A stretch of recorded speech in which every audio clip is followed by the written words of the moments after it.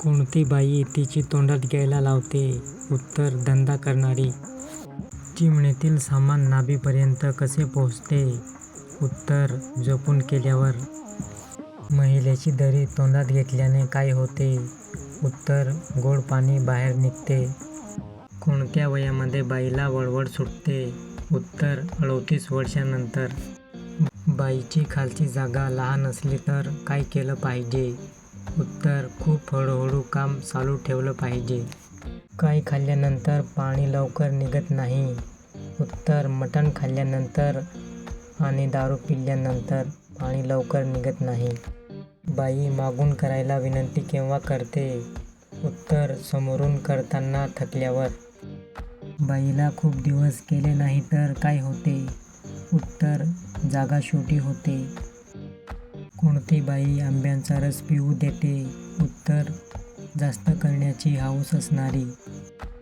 घोडी बनल्यावर काय फायदा होतो?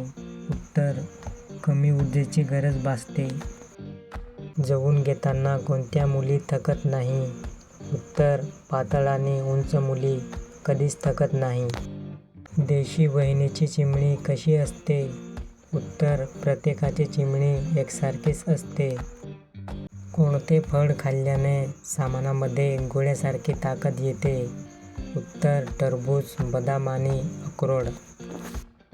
विवाहित स्त्रिया संतुष्ट झाल्यावर त्यांच्या शरीराच्या कोणत्या भागावर स्पर्श करायचे ते सांगतात? उत्तर, आंब्यांना. बाईच्या दरीतलं पाणी पिल्याने काय होते? उत्तर, सुखद अनुभव प्राप्त होते.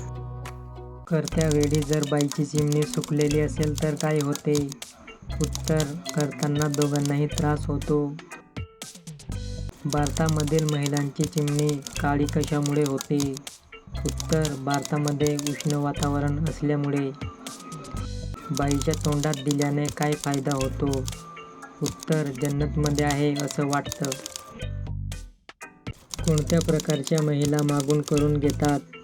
उत्तर, ज्यांना मागून कार्यक्रम करायला जास्त आवडते त्या. बाया किती वर्षापर्यंत सहवास करू शकतात? उत्तर, साधारणपणे 45 ते 50 वर्षापर्यंत सहवास करतात. बाईला मागूनच जास्त प्रमाणात केले तर काय होते?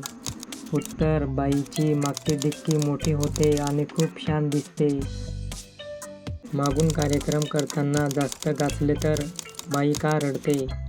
उत्तर, कारण मागून कार्यक्रम करताना जास्त आग होते म्हणून. ज्या बाईचा सुराग मोठा असतो ती बाई काय करत असते? उत्तर, बरेच जणांना देत असते कारण एकाकडून तिला सुखशांती मिळत नाही. काहीच न करता पुरुषांचं पाणी आपोआप का पडत असतं? उत्तर, एखाद्या बाईचे आंबे पाहिल्यावर किंवा मागची बाजू पाहिल्यावर आणि चांगले ओठ पाहिल्यावर आपोआप पाणी बाहेर येतं. कोणत्या प्रकारच्या महिला इमानदार असतात? उत्तर, ज्या महिला दुसऱ्या पुरुषांना बघत नाही त्या महिला इमानदार असतात.